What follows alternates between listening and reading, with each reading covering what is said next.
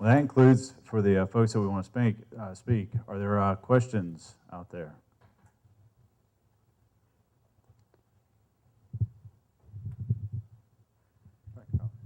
I actually have two questions. One for the bankers first. Can you take the information you provided this audience and take it up a notch to what you would tell someone who wants to do a startup, small startup company?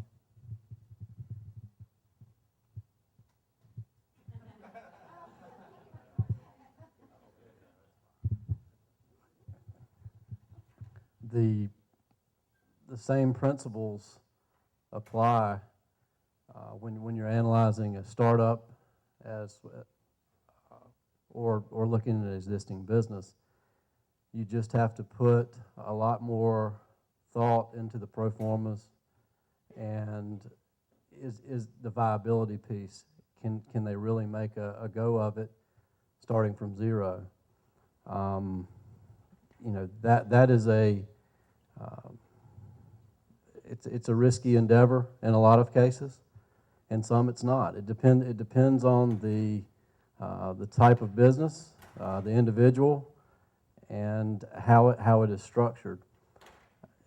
I would say that the SBA is going to be something that a lot of banks would probably suggest in a case like that, unless there are other factors out there that we can get our arms around. We look at opportunities like that every day, and we, you know, that's entrepreneurship. That's what pays our bills. But again, we have to spend a little bit more time really understanding that business.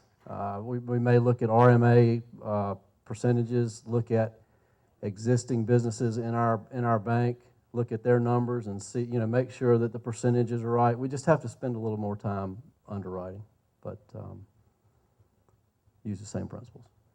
Yeah. I was just going to add real quickly, Brad mentioned the SBA. Depending on the loan size, that there is a great program called the SBA Express, which helps if there's a collateral deficiency. And I'll just say, typically, when we will finance a startup, generally it is because the cash flows are a lagging piece. Typically, it's highly collateral dependent. Probably in most cases, personal residence, something of that sort, where you know there's plenty of equity and some sort of secondary source of repayment. So, yes, what was asked was someone who might have an idea that isn't necessarily generating bona fide cash flows, but that wants to do what we call beta testing in the angel environment of some good or service to see if it might work. You know, where should they go for money? In all honesty, and of course, I have to say this just in a sort of generic fashion, they go to family and friends. And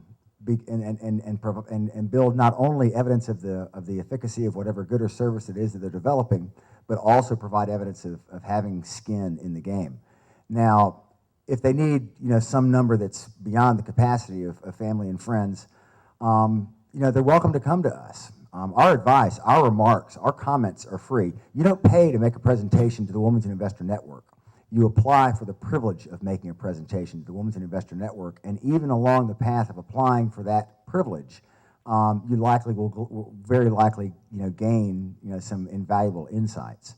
I don't know if that answers your question, because I don't know any of the details about what you're talking about, but that's basically a canned, off-the-shelf answer.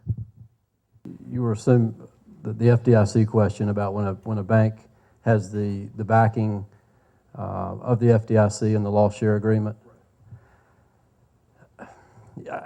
I think that every case is different, and so I could go around this room and talk to every single one of you, and it's all different. So although that is nice to have a backstop to protect us in the event of loss, we have to make a business decision. Is that the right thing to do?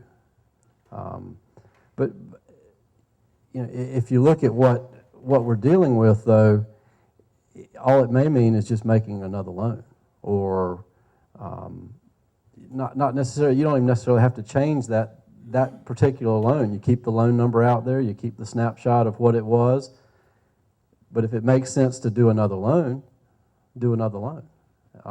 At that point, the bank would be taking on its own risk, and that's fine. We're in the business of taking risk.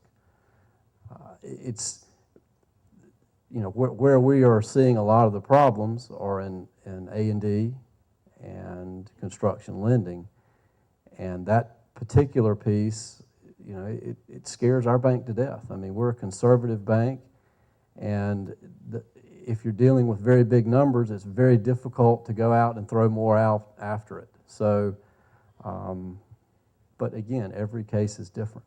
So we're committed to trying to make a common sense decision that will help all parties, because the last thing we wanted to do is to go through foreclosure and then have to go after the borrowers. I mean, that's not what we want to do.